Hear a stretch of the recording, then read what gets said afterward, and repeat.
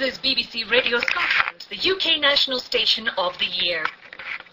Fighting against the development of a super quarry in Harris have found an ally in the leader of a Native American tribe from Nova Scotia. The Indian chief will be among a group of objectors presenting evidence to the public inquiry next week on the moral and spiritual issues raised by the quarry project. Our reporter Derek Bateman went to meet him. My name is Sulian Quarry. I'm a Mi'kmaq war chief from Nova Scotia, Canada. And an imposing figure he is too, with pigtails and rhinestone jewellery, although he admitted to leaving his communal pipe at home. Sulian Stone Eagle of the Mi'kmaq Nation has an equally impressive pedigree as an environmental campaigner. My representation here would be with the Sacred Mountain Society in Nova Scotia. It's an indigenous environmental organization who is mandated to protect the Sacred Mountain in Nova Scotia, who is also under the similar threat of development by industrialists to tear down our Sacred Mountain to make a super quarry. And so far, after 5 years of resistance, they're succeeding, which should be of interest to the objectors to the Harris development. What may puzzle the Inquirer reporter is the historical and even theological perspective which this Native American brings to the world of planning laws and environmental regulations.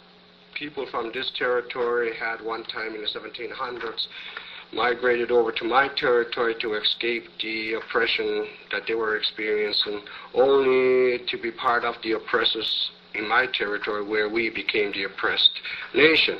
And to some degree, perhaps it is counteracting the bad medicine that I come here and perhaps start the healing process by completing the circle.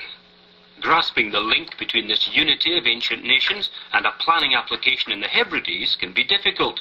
Stone Eagle was flown here by Alistair McIntosh of the Centre for Human Ecology at Edinburgh University, and he's a private objector at the inquiry.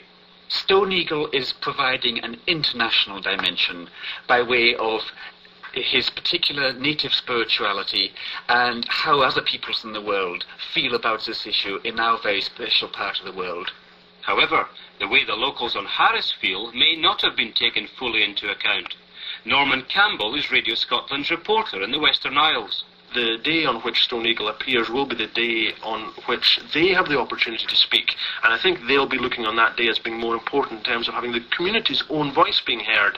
And in some ways, I suspect Stone Eagle, well-intentioned as he may be, will be seen as something of a distraction. One person even said to me today that they felt that in some ways Stone Eagle will be used as a way of laughing at the people of Harris, and that it'll be used as yet another kind of twee angle on the kind of stories that some national journalists may wish to do on the islands. Alistair McIntosh says that is the media's problem. That's up to how you as the media choose to handle this. We shall certainly be staying there to hear the local people giving their evidence. That's very important in what we're doing. And I hope that you will give due balance. With due impartiality, you will listen as much to the fishing people and local business people and so on as you will to what the likes of us have to say. Someone who will be listened to on staunchly Presbyterian Harris is Freekirk Professor of Systematic Theology, the Reverend Donald MacLeod, who will be giving evidence along with Stone Eagle. Our God creation is designed to reflect God's glory, and this hole will not reflect God's glory, 3 miles by 1 mile wide, so that doesn't reflect God's glory at all. And also my view is that biblically man is on this earth to guard and to serve the earth, not to exploit the earth. The argument tends to be economic almost exclusively because money controls this whole exercise, but the Highlander, I think, is deeply bonded to the land, and I think that my theology in fact was simply undergird and underline that fact. Stone Eagle himself puts it succinctly. The mountain is not a pile of rocks. It is a living entity that we have no right to destroy. Yeah. That report compiled by Derek Bateman.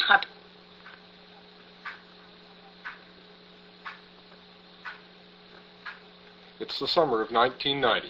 Canadians are confronted with open warfare between natives and police in Quebec. In the news tonight, a bloody gun battle erupts between police and native people outside of Montreal. A gun battle between Mohawks and Quebec Provincial Police early this morning near the town of Oka has taken the life of a QPF officer. CBC Radio News.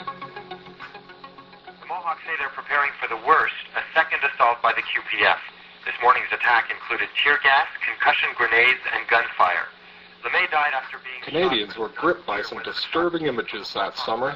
Soldiers in the streets, and Mohawk warriors lined up behind barricades with battle fatigues, sunglasses, and automatic weapons. And somewhere, back behind those barricades, Cape Breton native Sulian Stone Eagle Herney made plans for his own warrior society and readied himself for another confrontation closer to home. I know what it's like to be pointed at with M16s, AR-15s, and 50 calibers, boat ships coming down on you, concussion grenades thrown at you, people wanting to kill you. I know what it's like. I don't want to be a part of it, but I have to be. People of the faith that I follow have pledged themselves at the cave to die before they will see a quarry there. And if a person is willing to die, let me tell you, a person is willing to kill. At issue for Herney, a super quarry planned for Kelly's Mountain in Cape Breton, a mountain sacred in Micmac lore. Leon Dubinsky lives on the north slope of Kelly's. A new dirt road runs out past the end of his property to the proposed quarry site. While Dubinsky feeds the wood stove, he describes the anti-quarry campaign, how it had stalled, stuck between jobs and the environment. That was, until Sulian Stone Eagle Herney entered the fray, talking about the sacred Glooscap caves at the northern tip of the mountain, an angle even some visiting natives from Western Canada had a hard time swallowing.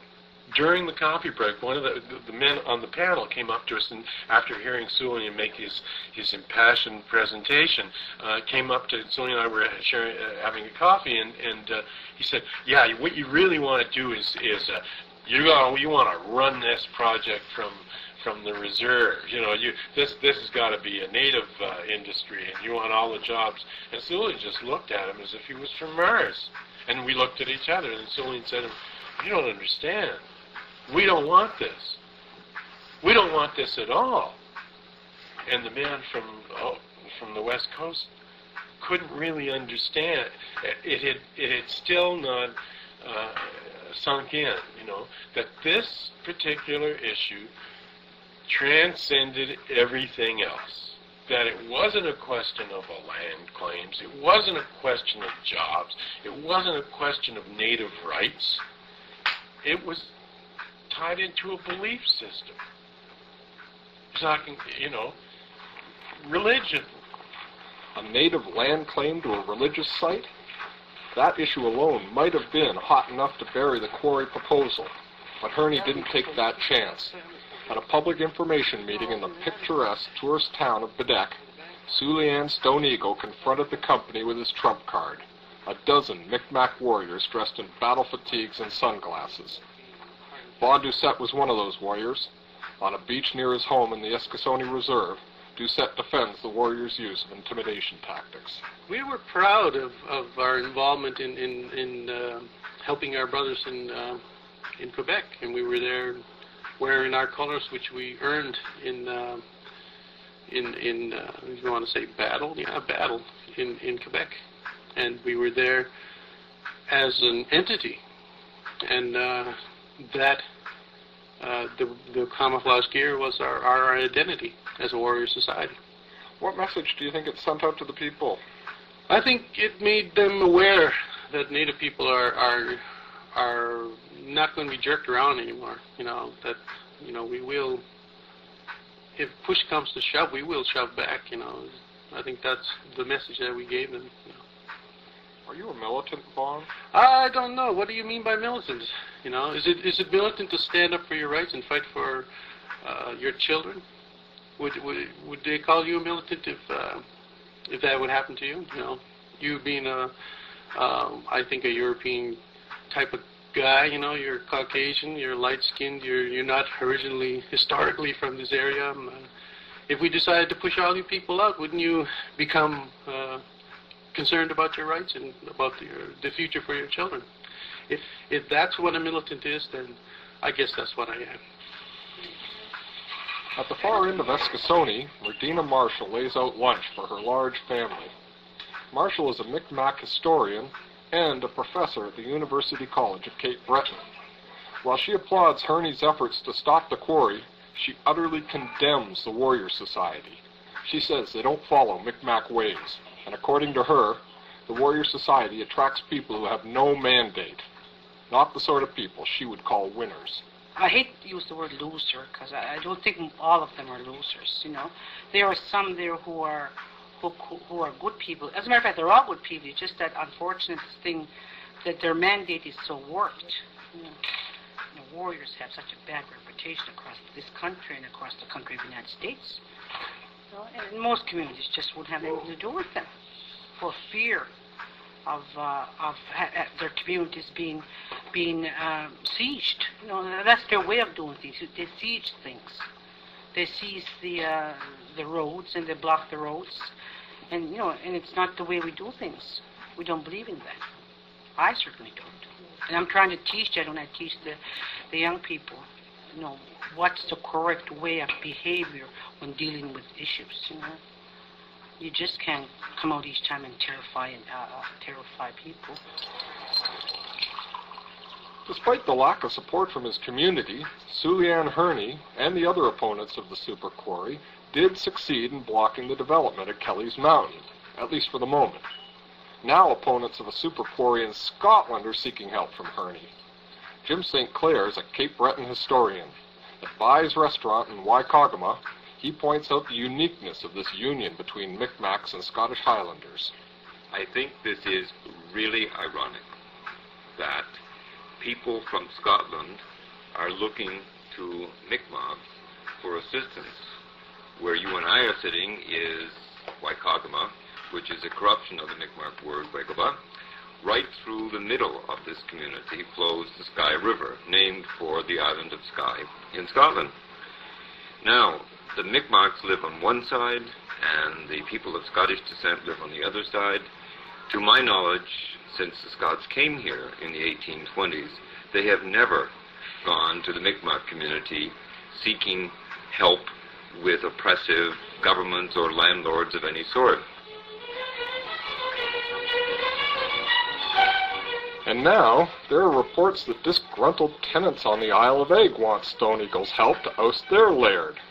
It's not yet clear how effective he's going to be on that side of the Atlantic, but it's the source of a lot of speculation back home. In Cape Breton, I'm Peter Ross.